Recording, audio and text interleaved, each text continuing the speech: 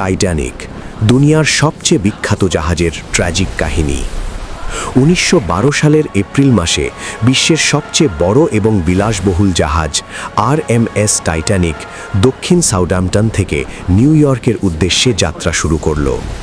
তখন সবাই এটিকে অর্ডিনেবল বা অবিনাশী মনে করত, কারণ এই জাহাজের আধুনিক প্রযুক্তি এবং শক্তিশালী নির্মাণ দেখে মনে হচ্ছিল এটি কখনো ডুবে যাবে না। টাইটানিক ছিল হোয়াইট স্টার লাইন কোম্পানির গর্ব। এর দৈর্ঘ্য ছিল 885 ফুট এবং ওজন 48,000 টন। জাহাজের ডিজাইন ছিল যুগান্তকারী। পানিতে ভাসতে সাহায্য করার জন্য বিশেষ ওয়াটার টাইট কম্পার্টমেন্ট, বিলাসবহুল কেবিন, রাজকীয় ডেক, সুইমিং পুল, জিমনেজিয়াম ও স্পোর্টস ডেক। এই জাহাজের প্রতিটি অংশ ছিল আধুনিক আরাম এবং রাজকীয় অভিজ্ঞতার প্রতীক। 10 এপ্রিল 1912 প্রায় 2200 যাত্রী নিয়ে টাইটানিক যাত্রা শুরু করল। যাত্রীদের মধ্যে প্রথম শ্রেণীতে ছিল ধনী ব্যবসায়ী ও সমাজের শীর্ষ পর্যায়ের মানুষ, দ্বিতীয় শ্রেণীতে মধ্যবিত্ত পরিবার এবং তৃতীয় শ্রেণীতে অভিবাসী যারা নতুন জীবনের স্বপ্ন নিয়ে যাচ্ছিল। সবাই ভরা প্রত্যাশা আর আনন্দ নিয়ে ডেকে হাঁটছিল ভবিষ্যতের স্বপ্ন মাথায় নিয়ে। কিন্তু সেই রাতেই ঘটে বিপর্যয়। 14 এপ্রিল রাত প্রায় 11:40 উত্তর আটলান্টিকের বরফের ঠান্ডা জলে টাইটানিক একটি বৃহৎ বরফের টুকরোর সাথে সংঘর্ষে পড়ে।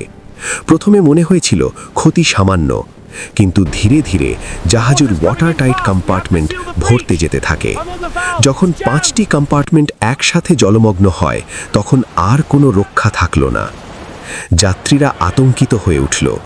সবাই লাইফ বোটে ওঠার চেষ্টা করছিল, তবে 20টি লাইফ বোটে মোট যাত্রী ধারণ ক্ষমতা ছিল প্রায় 1100 জনের, যা 2200 জনের জন্য যথেষ্ট নয়।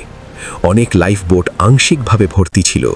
অনেক মানুষ বরফের ঠান্ডা পানিতে পড়ে যায়।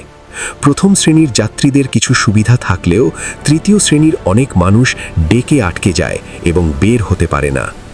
ভোরের দিকে 15 এপ্রিল 1912 সালে টাইটানিক পুরোপুরি ডুবে যায়।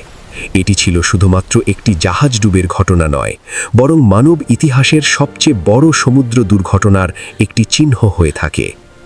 টাইটানিকের ডুবের পর বিশ্ব জেগে ওঠে। নতুন আন্তর্জাতিক নীতিমালা আসে যাতে ভবিষ্যতে এমন দুর্ঘটনা রোধ করা যায়।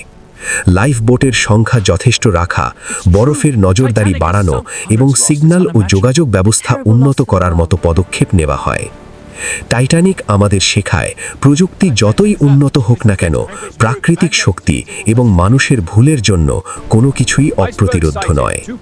এটি শুধু একটি জাহাজ নয়, এটি মানুষের আশা, লোভ, সাহস এবং দুর্বলতার প্রতীক। যদিও সমুদ্রের তলে এটি হারিয়ে গেছে, মানুষের মনে এর গল্প চিরকাল বেঁচে থাকবে।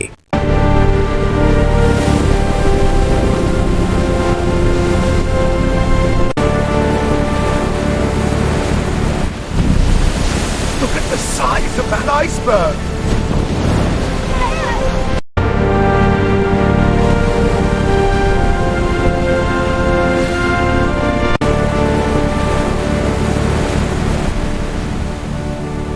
The Titanic rests here, a monument of Santa Ynez. Will we always remember?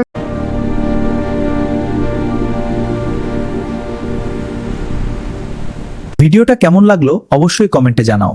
এমনই আরো ইতিহাস ভিত্তিক গল্প ও ভিডিও দেখতে চ্যানেলটি সাবস্ক্রাইব করে পাশে থাকুন।